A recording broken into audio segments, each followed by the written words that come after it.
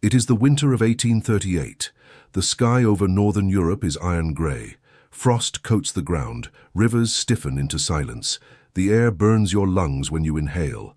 And yet, in the middle of this frozen world, someone is harvesting fresh spinach. No furnace, no propane, no electricity, just soil, glass, and something most people today would throw away.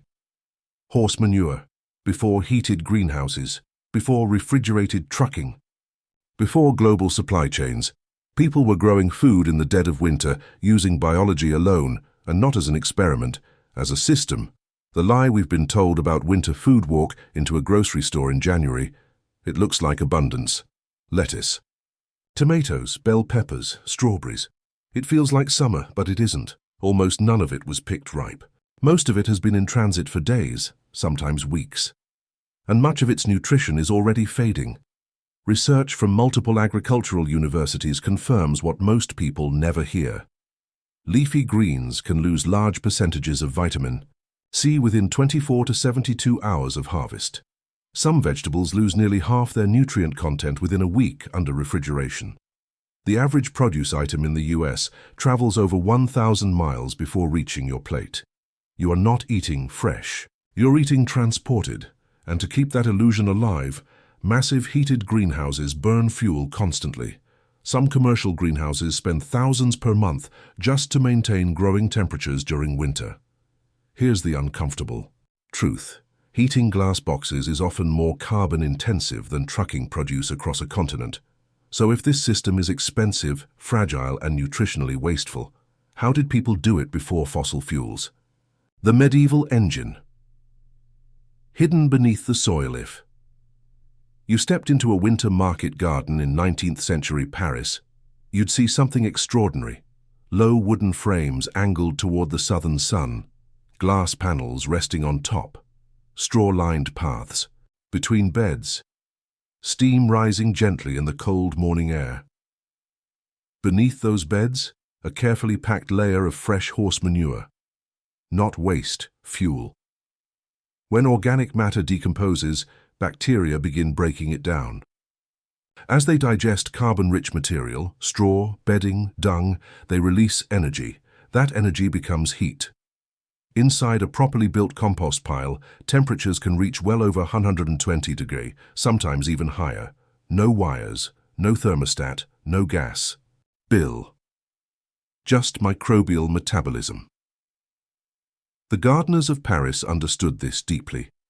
They layered manure beneath soil, covered it with glass, and created what was called a hotbed. The manure heated from below. The glass trapped warmth from above. Stone walls stored heat during the day and released it slowly at night.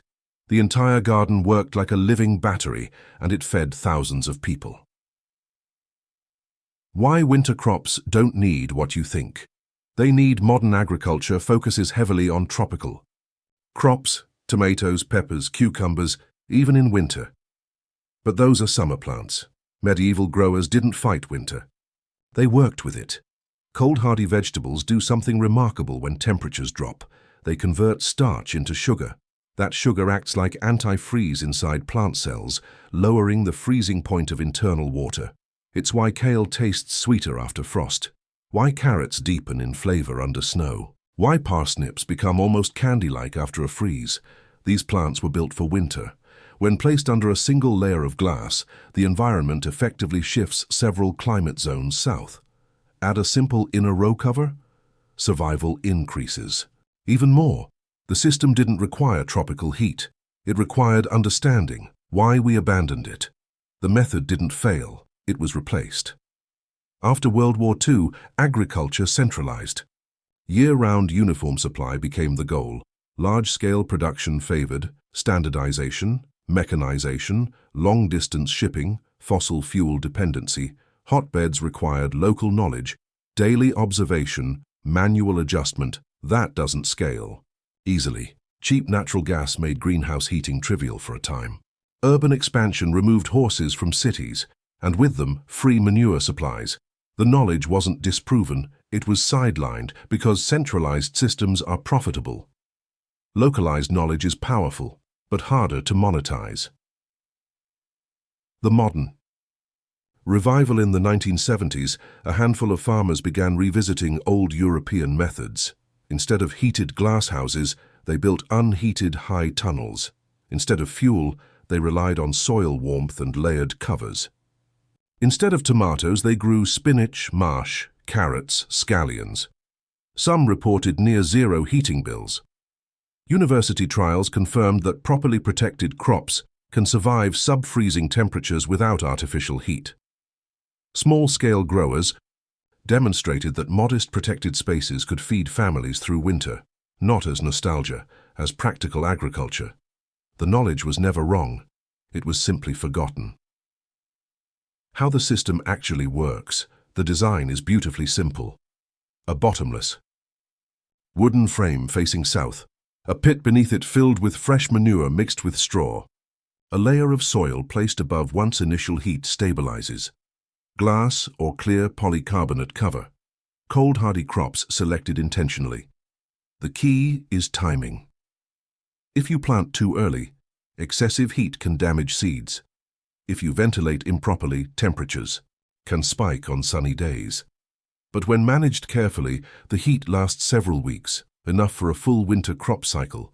The earth itself insulates. The glass captures solar gain. The bacteria provide bottom heat. It's thermodynamics, not magic. What this really means, this isn't about nostalgia, it's about dependency. Right now, winter food depends on fuel supply, international logistics, refrigerated transportation. Industrial greenhouses remove energy from that system, and it struggles immediately. The medieval system required organic waste, sunlight. Local materials. Crop intelligence. One system burns fuel continuously. The other converts waste into warmth. One system centralizes power. The other distributes it. And the science behind it hasn't changed. The bacteria are still there. The soil still stores heat. The glass still traps it. Cold-hardy plants still sweeten in frost. Only our habits changed. A small thought imagine stepping outside in January. Brushing snow off a glass lid, lifting it to reveal dark soil and green, leaves beneath. Not imported, not shipped, not fading, alive. You don't need acres of land, you don't need industrial equipment, you need a heat source. A cover.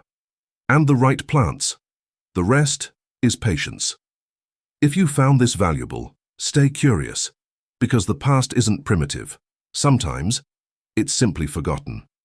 And maybe it's time we remembered. Subscribe for more forgotten history. Plus practical real-world knowledge, new videos every week.